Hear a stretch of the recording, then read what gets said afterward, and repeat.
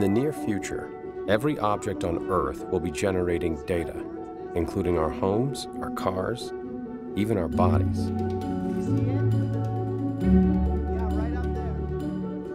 Almost everything we do today leaves a trail of digital exhaust, a perpetual stream of text, location data, and other information that will live on, well after each of us is long gone. We are now being exposed to as much information in a single day as our 15th century ancestors were exposed to in their entire lifetime. But we need to be very careful, because in this vast ocean of data, there's a frighteningly complete picture of us. Where we live, where we go, what we buy, what we say. It's all being recorded and stored forever. This is the story of an extraordinary revolution that's sweeping almost invisibly through our lives, and about how our planet is beginning to develop a nervous system, with each of us acting as human sensors. This is the human face of big data. All these devices and machines and everything we're building these days, whether it's phones or computers or cars or refrigerators, are throwing off data. Information is being extracted out of toll booths, out of parking spaces, out of internet searches, out of Facebook, out of your phone. Tablets, photographs, videos. Every single thing that you do leaves a digital trace. The exhaust or evidence of humans interacting with technology and what side effect that has, and that's literally, it's just this massive amount of data.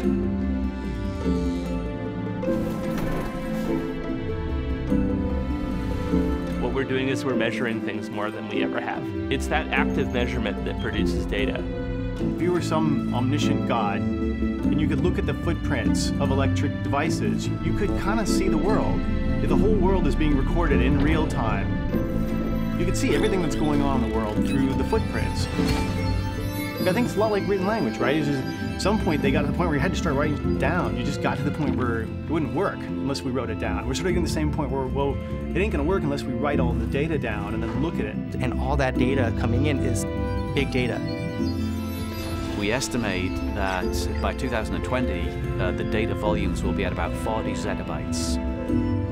Just to put it in perspective, if you were to add up every single grain of sand on the planet and multiply that by 75, that would be 40 zettabytes of information. All of the data processing we did in the last 2 years is more than all the data processing we did in the last 3,000 years. And so the more information we get, the larger the problems will be that we solve. Every powerful tool has a dark side, every last one. Anything that's going to change the world, by definition, has to be able to change it for the worse as much as for the better. It doesn't work one way without the other. When it comes to big data, a lot of people are very nervous. Data can be used in any number of ways that you're either aware of or you're not. The less aware of the use of that data that you are, the less power you have in the coming society we're going to live in. We're sort of just in the beginning of this big data thing. You don't know how it's going to change everything. You just know it is.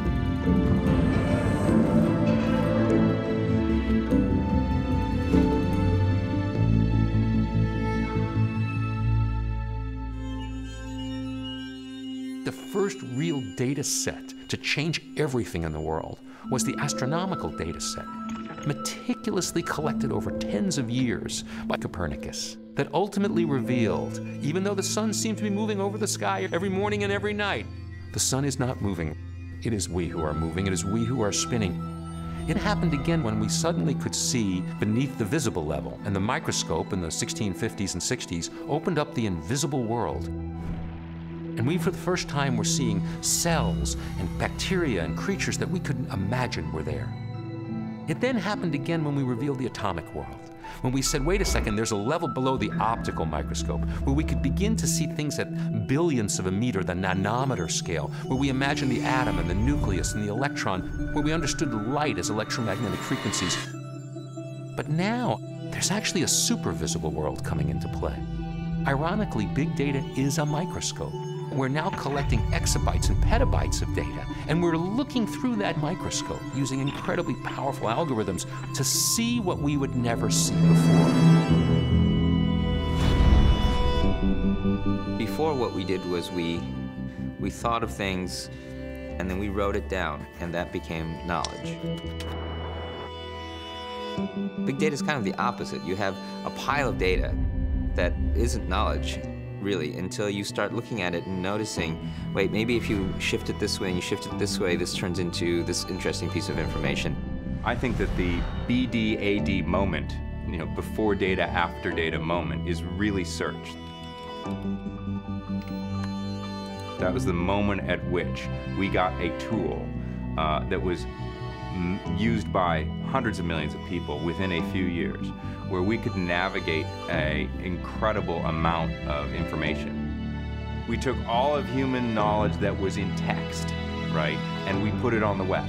And we thought to ourselves, well, we're done. Wow, that was hard. And now we realize that was the first minute of the first inning of the game, right?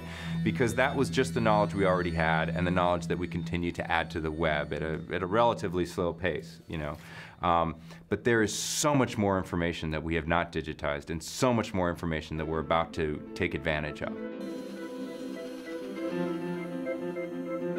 In recent years, our technology has allowed us to store and process mass quantities of data. Visualizing that data will allow us to see complex systems function, see patterns and meaning in ways that were previously impossible. Almost everything is measurable and quantifiable.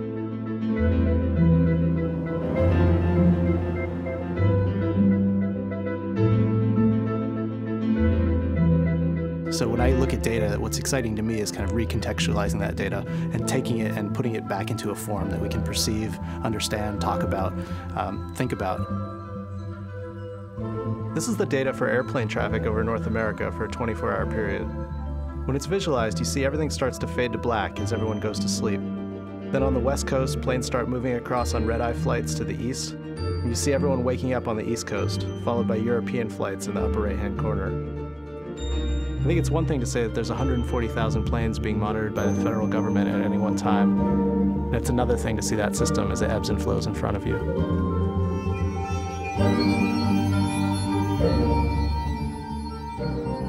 These are text messages being sent in the city of Amsterdam on December 31st. You're seeing the daily flow of text messages from different parts of the city until we approach midnight, where everyone says,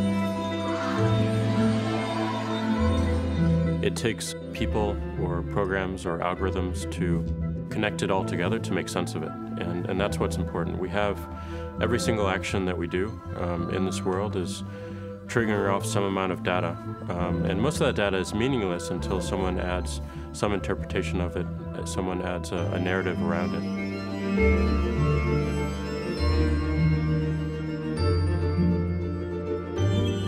Often we sort of think of data as stranded numbers, but they're tethered to things, and if we follow those tethers in the right ways, then we can find the real world objects and the real world stories that were there. So a lot of the work is that kind of work. It's almost investigative work of trying to follow that trail from the data to what actually happened.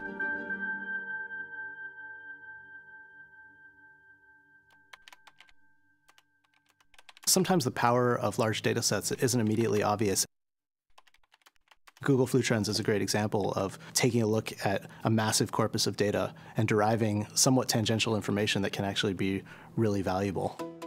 Until recently, the only way to detect a flu epidemic was by accumulating information submitted by doctors about patient visits, a process that took about 2 weeks to reach the CDC. So the researchers turned it around. They asked themselves if they could predict a flu outbreak in real time simply using data from online searches. So they set out to do the near impossible, searching the searches, billions of them, spanning 5 years to see if user queries could tell them something. When we do searches on Google, we all think of it as a one-way street, that we're going into Google and extracting information from Google. One of the things we don't really think about very much is we're actually contributing information back simply by doing the search. And that's where the breakthrough occurred.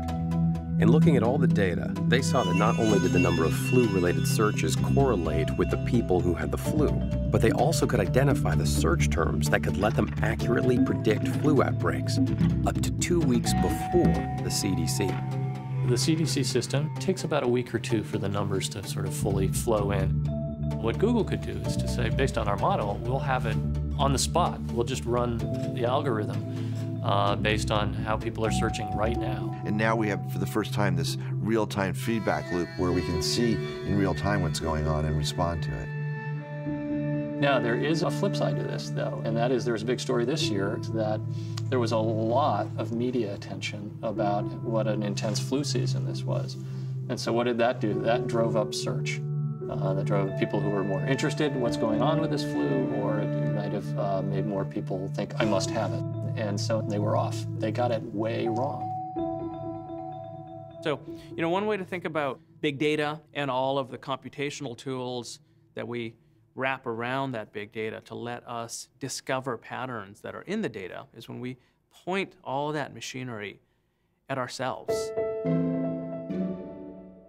At MIT, Deb Roy and his colleagues wanted to see if they could understand how children acquire language. And we realized that no one really knew, for a simple reason. There was no data. After he and his wife, Rupal, brought their newborn son home from the hospital, they did what every normal parent would do: mount a camera in the ceiling of each room in their home and record every moment of their lives for 2 years. A mere 200 gigabytes of data recorded every day. We ended up transcribing somewhere between 8 and 9 million words of speech. And as soon as we had that, we could go and identify the exact moment where my son first said a new word. We started calling them births. We took this idea of a word birth and we started thinking about, why don't we trace back in time and look at the gestation period for that word? One example of this was water. So we looked at every time my son heard the word water, what was happening? Where in the house were they? How were they moving about? And using that visual information to capture something about the context within which the words are used. We call them wordscapes. Then we could ask the question, how does the wordscape associated with a word predict when my son will actually start using that word? What they learned from watching Deb's son was that the texture of the wordscapes had predictive power.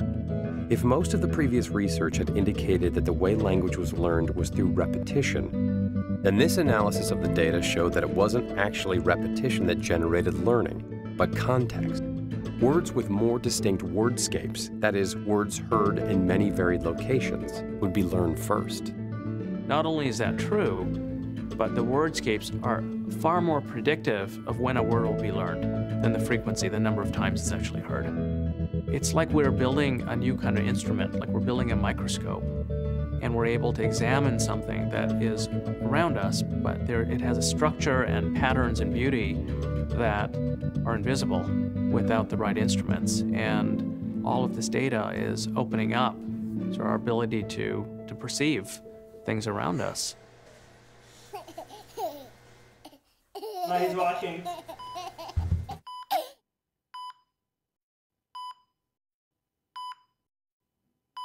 A lot of people don't realise that when a baby is born premature, it can develop infection in the hospital and it can kill them.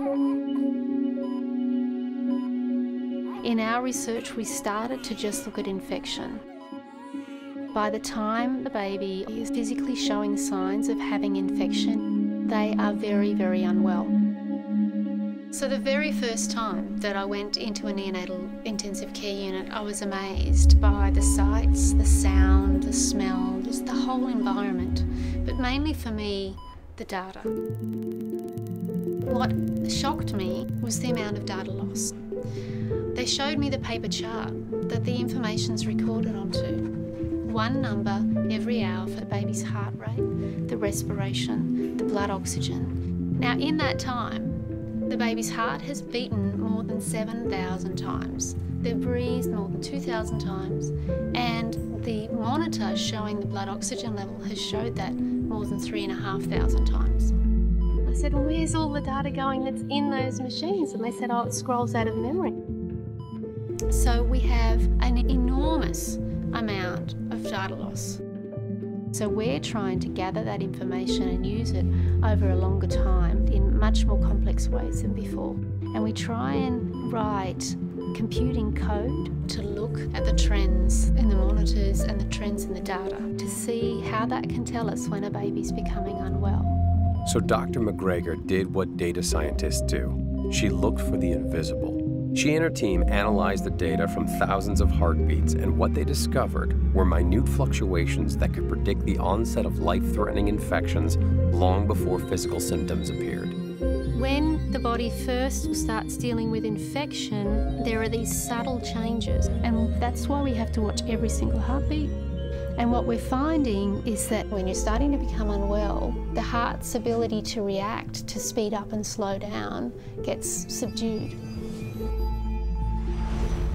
The human body has always been exhibiting these certain things. The difference is we've started to gather more information about the body now so that we can build this virtual person. The better we have the virtual representation, then the better we can start to understand what will happen to them in the future.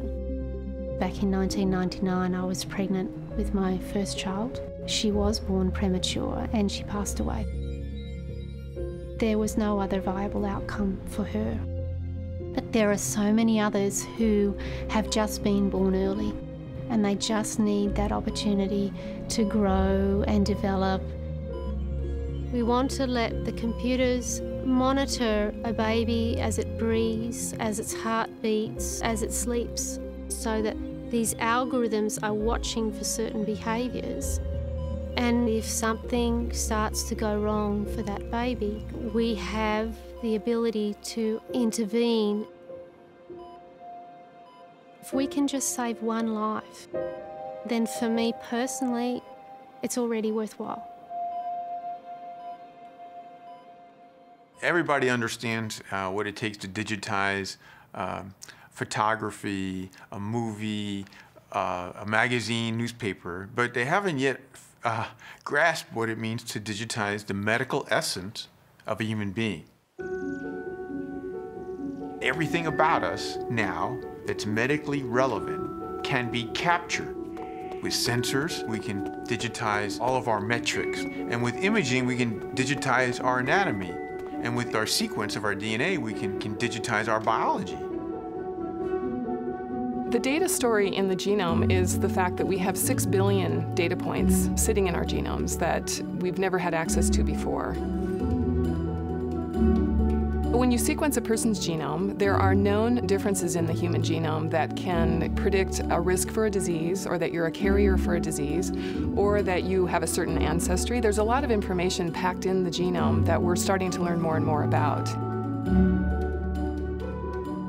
Getting your own personal information through your genome would not have been possible even 10 years ago because of cost. The technologies that have enabled this have dropped precipitously, and now we're able to get a really good look at your genome for under $500. And when it becomes $100 or $10, we're going to have everyone's genome as data. The results came back on Tuesday. It was October 2nd, 1996. I was diagnosed that day with breast cancer. A year out of treatment, I found a lump on the other breast in the exact same position, and I went in, and they told me that I had breast cancer again. Sedona's known about me being tested for the BRCA gene. She's known my sister has tested. She knows my other sister tested and was negative for the gene mutation. And so she actually told me, when I'm 18, I want to test, and see if I have this gene mutation or not. I am going to be completely distraught if I hand this gene down to my kid. Do you know what your chances are of having the mutation that your mom has? I'd say 50-50. You're exactly right. BRCA2 is a gene that we all have. It's called tumor suppressor gene. But women who have a mutation in the gene that causes the gene not to function like it should. So the risk mainly of breast and ovarian cancer. lot higher than in the general population. An average woman would have a 12% risk of getting breast cancer in her lifetime, and most women aren't going out there getting preventive mastectomies. But when you're faced with an 87% risk of getting breast cancer in your lifetime, it kind of makes that a possible choice. You'll need to swish this mouthwash for 30 seconds. We are definitely moving into a world where the patient or the person is at the center of things, and hopefully also at the controls. People will have access to the data that is informative around the type of disease they have, and that data then can point much more directly to proper treatments. But the data can also say that a treatment works for a person or it doesn't work for a person based on their genetic profile. And we're going to start moving more and more into this notion of personalized medicine as we learn more about the genome and the study of pharmacogenetics, which is how do our genes influence the drugs we take. Ultimately, instead of treating disease, is there data that could really help us move away from contracting these illnesses to begin with and go more toward a preventive model?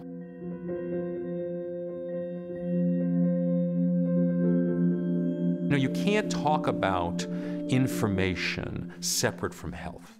How you feel is information, how you respond to a drug is information, your genetic code is information. What's really happening is we're going to start collecting it, we're going to start seeing it, and we're going to start interpreting it. We're beginning the age of collecting information from sensors that are cheap and ubiquitous, that we can process continuously, and we can actually start knowing things. If we monitored our health throughout the day continuously, every second, what would that really enable? And there's now a lot of really great technology coming out around this sense of tracking and monitoring, and we have all kinds of sensor companies and devices. We're actually collecting a lot of physiological information, heart rate, breathing, in real time, every minute, every second. People wanting to measure their daily activities and being able to track your own sleep, being able to watch and monitor your own food uptake, being able to track your own movement. It's almost like looking down on our lives from 30,000 feet. There's a company right now in Boston that can actually predict that you're going to get depressed 2 days before you get depressed. And the gentleman who created it said, if you actually watch any one of us, most people have a very discernible pattern of behavior.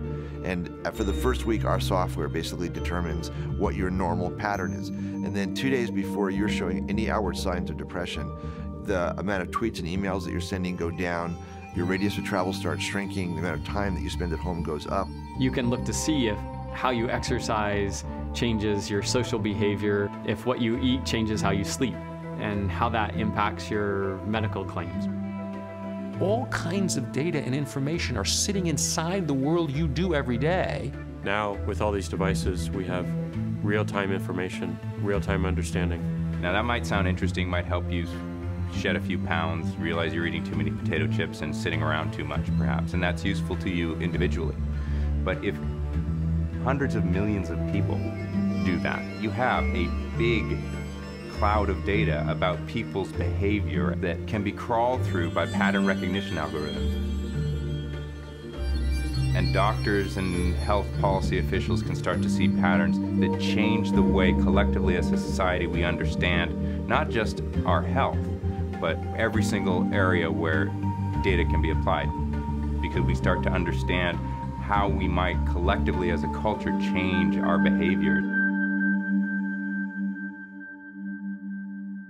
And if you look at the future of this, we're going to be embedded in a sea of information services that are connected to massive databases in the cloud. If you take a look at everything that you touch in everyday life, the majority of these things were invented many years ago. And they're ripe for reinvention. And when they get reinvented, they're going to be connected. They're going to be connected in some way. That data that comes off of these devices that you touch is going to be collected and stored in a central location. And people are going to run big data algorithms on this data. And then you're going to get the feedback of the collective whole rather than the individual. So it's taking people who are already out there, already have these devices, and turning all these people into contributors of information back to the system. You become one of the nodes on the network.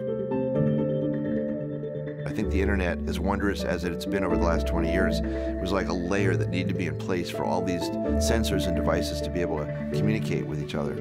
You know, we're building this global brain that has these new functions, and we're accessing them primarily now through our mobile devices, obviously also on our desktops, but increasingly mobile. I think this data revolution has a strange impact, really, of people feeling like there's somebody listening to them.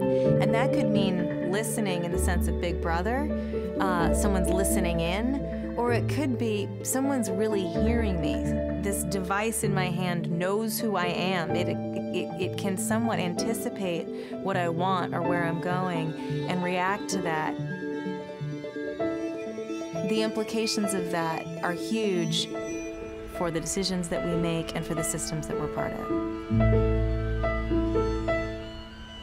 I think about living in a city and how your experience of living in that city would be in 10 or 15 years. You've got places like Chicago where they're being hugely innovative and they're taking massive data sets, combining them in interesting ways, running interesting algorithms on them and figuring out ways that they can intervene in this system to sort of see patterns and be able to react to those patterns.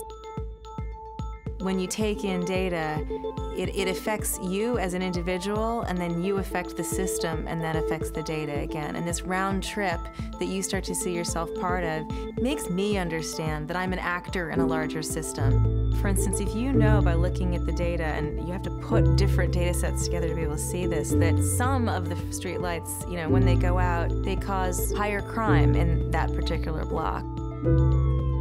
You start to see ways that if you can query that data in intelligent ways, that you can prioritize the limited resources that you have in a city to take care of the things that have, you know, follow-on effects and follow-on costs. In the end, you know, you're going to hope that this is just our reaction as a species to this scale problem, right? How do you get another, you know, 2 billion people on the planet?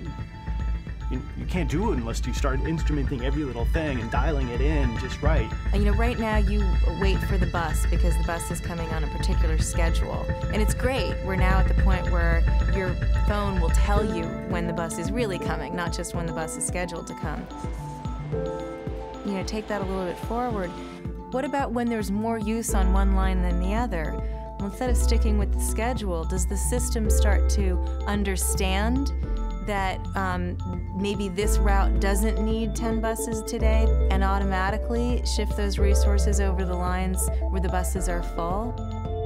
Boston just created a new smartphone app which uses the accelerometer in your phone.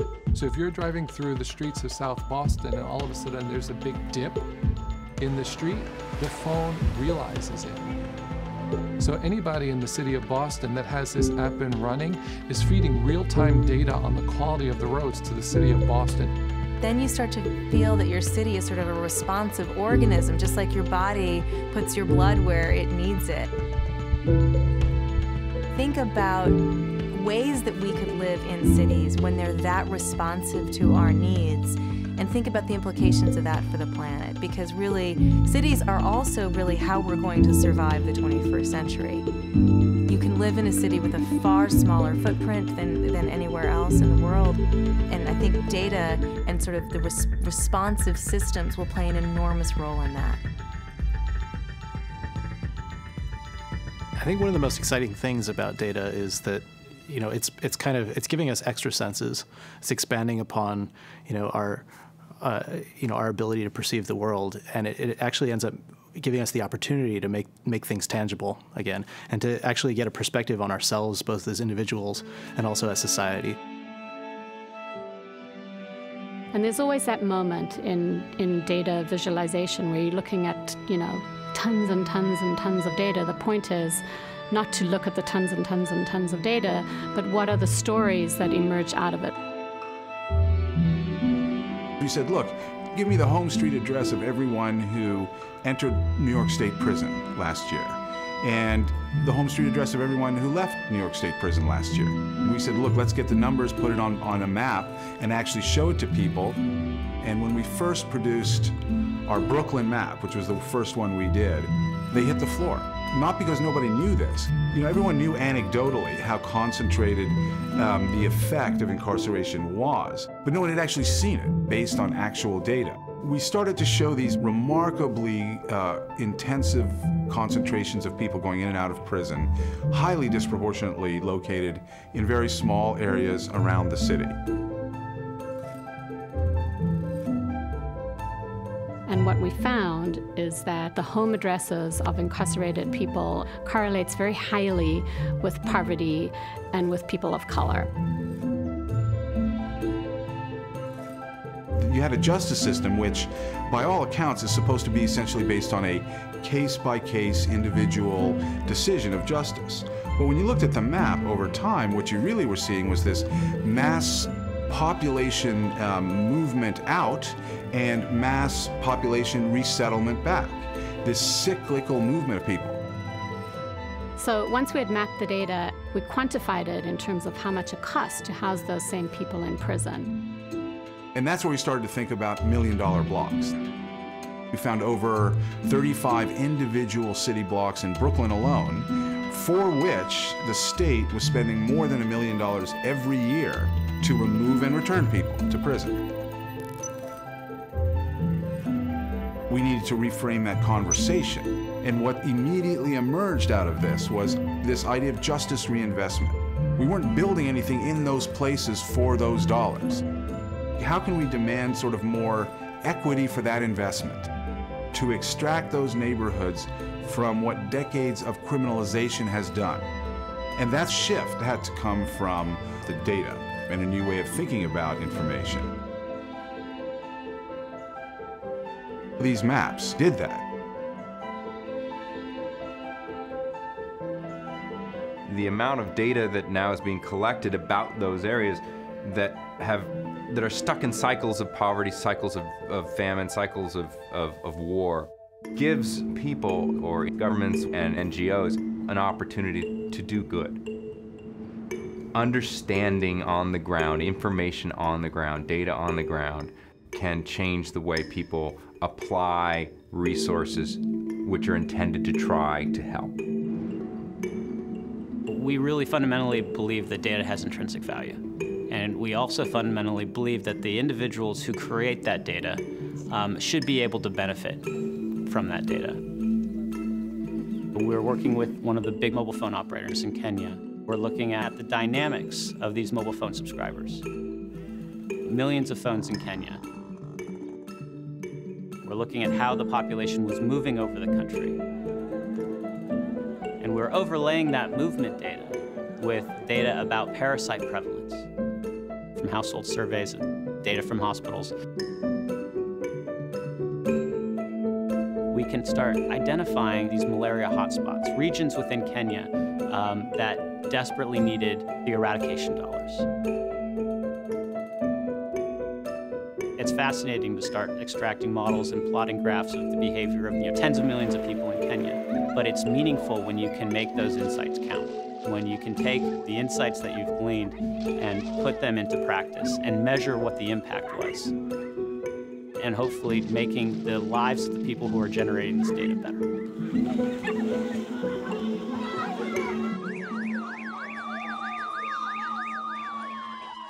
That afternoon when the earthquake struck in January, I was watching CNN and saw the breaking news, and I had my wife in Port-au-Prince at the time, and for the better part of 12 hours, had no idea whether anyone of my friends were alive or dead. Meyer was a Tufts University PhD student and directed crisis mapping for Ushahidi, a nonprofit that collects, visualizes, and then maps crisis data.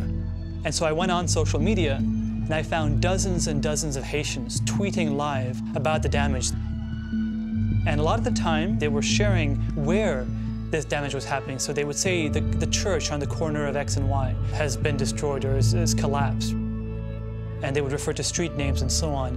So it was about really becoming a digital detective and trying to understand where on the map this was.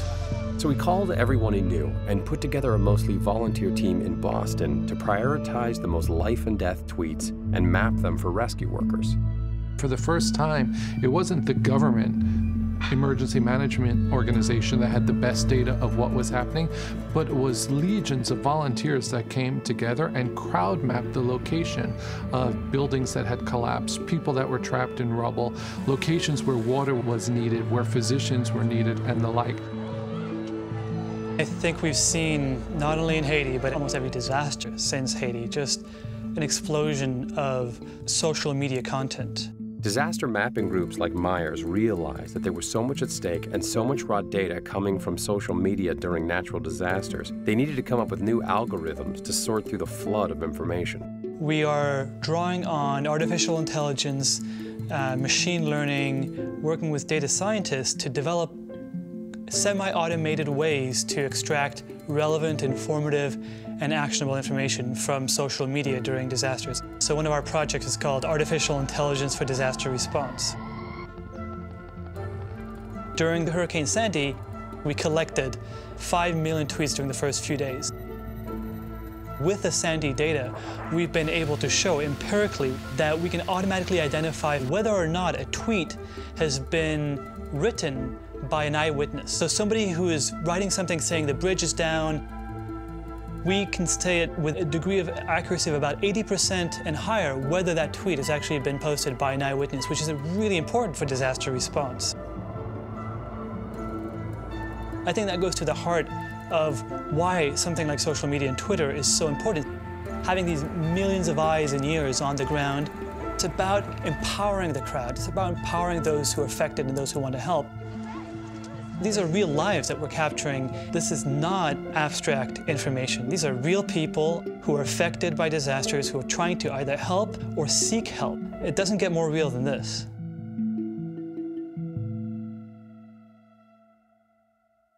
Today, technology allows, and a lot of our communication tools, allows an idea to be spread instantly and with the original source of truth.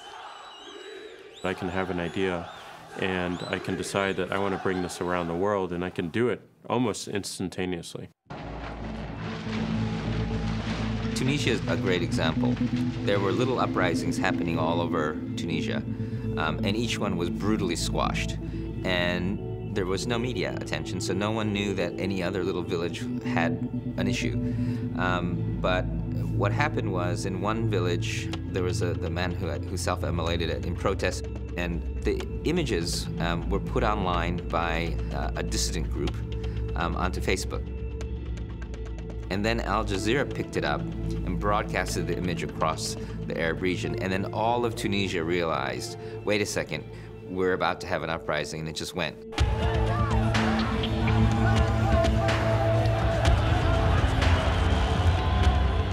So Tunisia was really activists on the ground, social media, and mainstream media working together, spreading across Tunisia this idea that you're not the only ones, and it gave everyone the courage to do the uprising.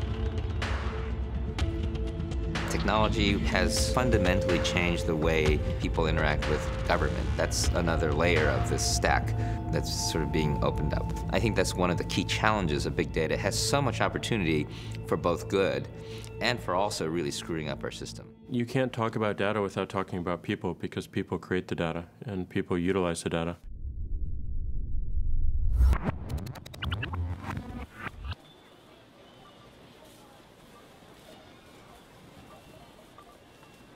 So a handful of years ago, there's a guy named Andrew Pohl, who is a statistician who gets hired by Target. He's sitting at his desk, and some guys from the marketing department come by, and they say, look, if we wanted to figure out which of our customers are pregnant, could you tell us that?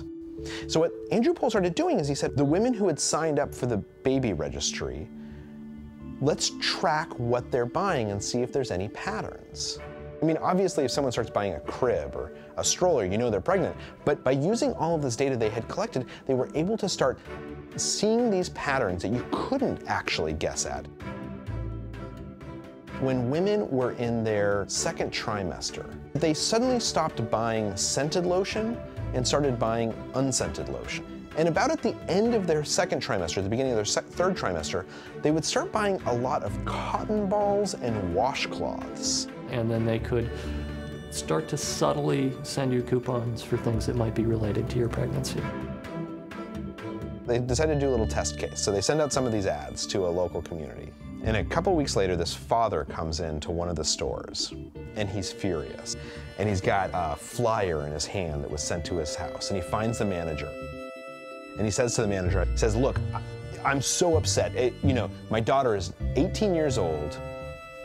I don't know what you're doing sending her this trash. You sent her these coupons for diapers and for cribs and for nursing equipment. She's 18 years old, and it's like you're encouraging her to get pregnant. Now, the manager, who has no idea what's going on with the pregnancy prediction machine that Andrew Pohl built, says, look, I'm so sorry. I apologize. It's not going to happen again. And a couple days later, the guy feels so bad about this that he calls the father at home, and he says to the father, I just wanted to apologize again. I'm so sorry this happened. And the father kind of pauses for a moment. He says, well, I want you to know, I had a conversation with my daughter, and there's been some activities in my household that I haven't been aware of, and she's due in August, so I owe you an apology. And when I asked Andrew Pohl about this before he stopped talking to me, before Target told him that he couldn't talk to me anymore, and he said, oh, look, you gotta understand, this science is just at the beginning. We're still playing with what we can figure out about your life.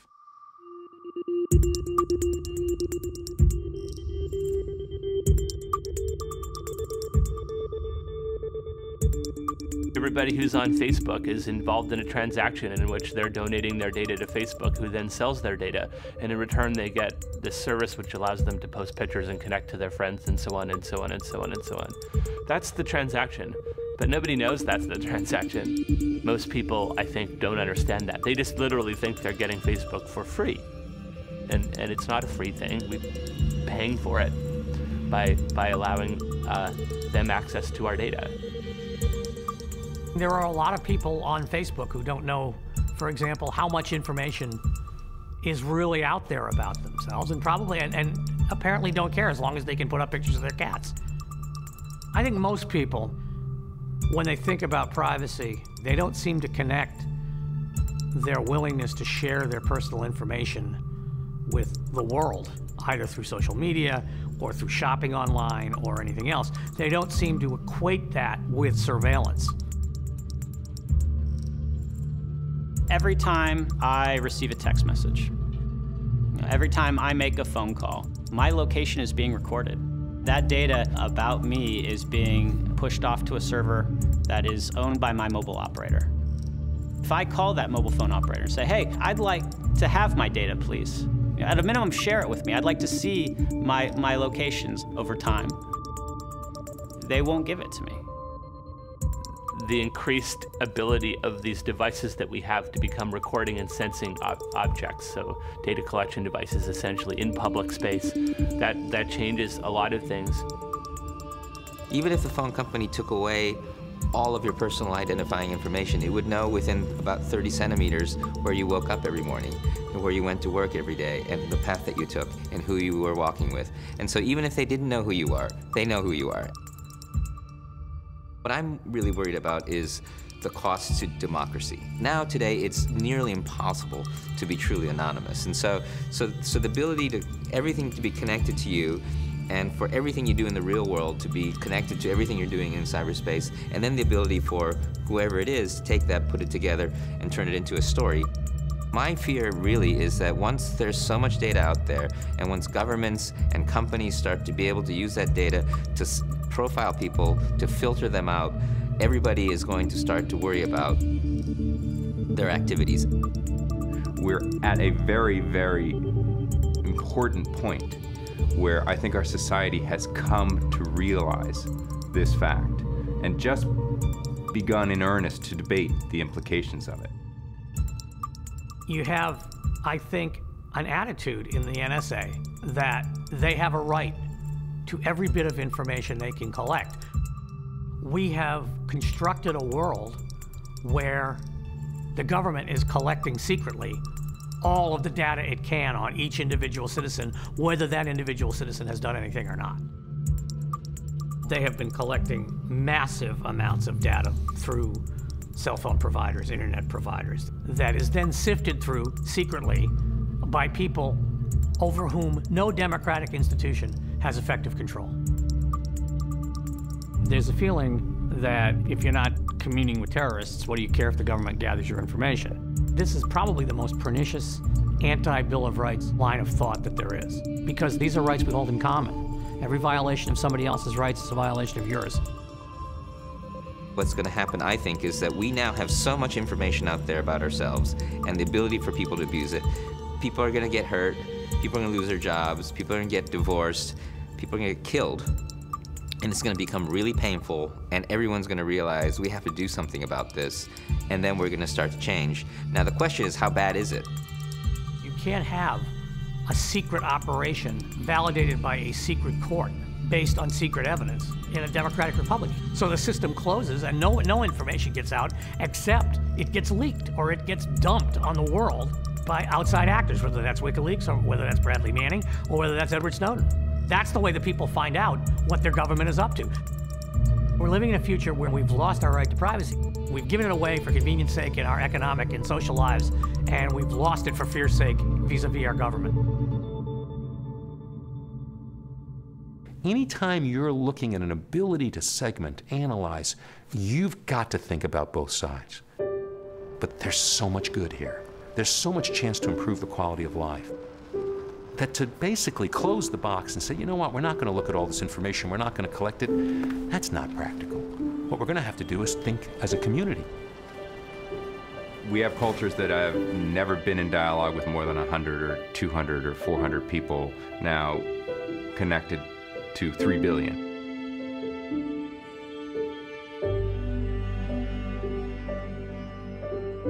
The phone is the on-ramp to the information network. Once you're on the information network, you're in. Everybody's in. Billions and billions of people who have been excluded from the discussion, who couldn't afford to step into the world of being connected, step into the world of information, step into the world of being able to learn things they could never learn, are suddenly on the network.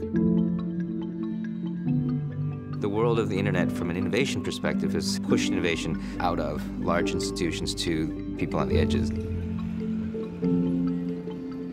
I suspect as we equip these next billion consumers with these devices that connect them with the rest of the world and with the internet, we'll have a lot to learn about how they use them. All of these people in these countries are now connecting with each other, sharing data about prices of crops, prices of parts. The Africans are talking to the Chinese, who are talking to the Indians, and the world is connected in its nooks and crannies. The person that is in Rwanda that has their first phone, that now has access to an education system that they never could have dreamed of before, can start finding solutions for his or her little town, his or her village. Once we have that ability to connect people, and they are able to be connected, there's going to be some genius, you know, in some remote location who would never have been discovered, who would never have had the capability to get to the education, to get to the resources that he or she needs. And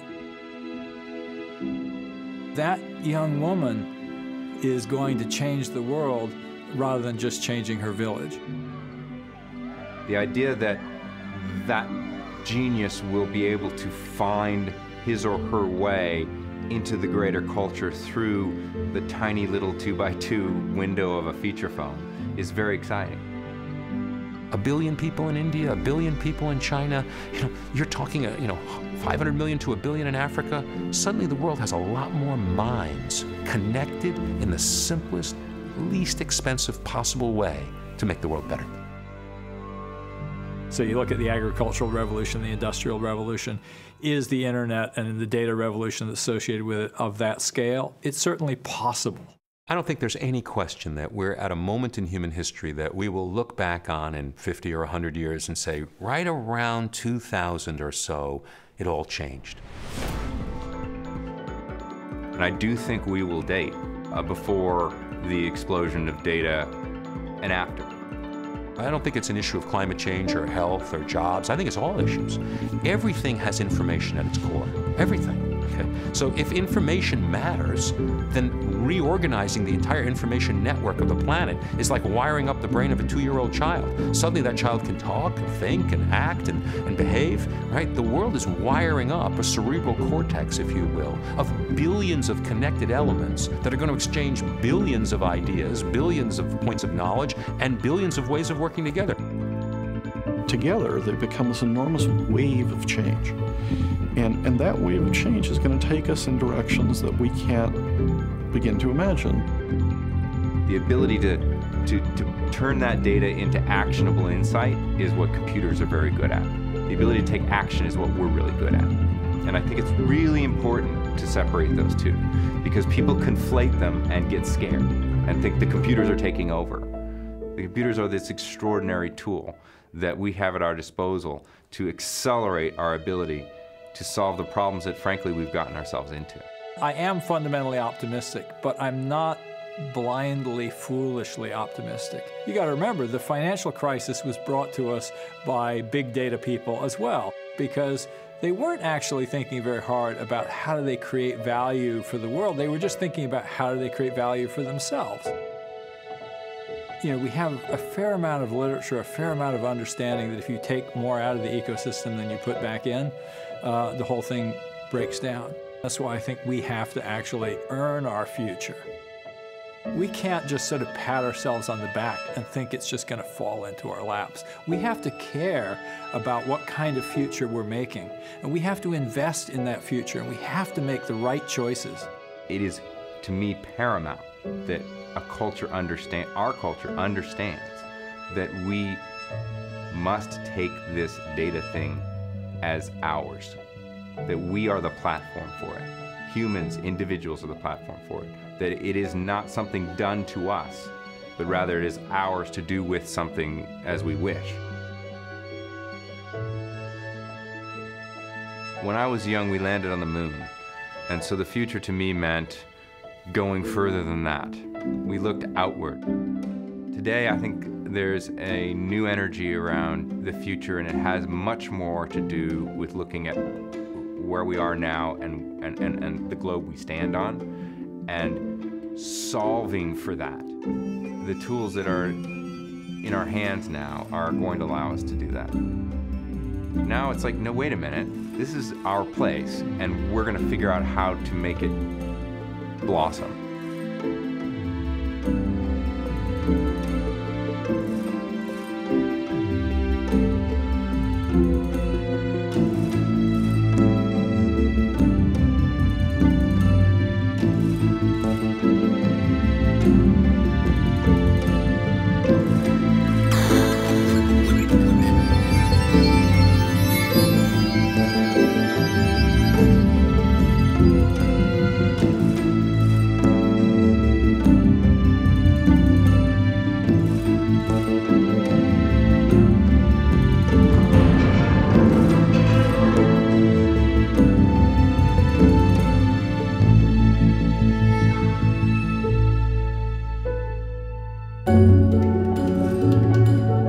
you.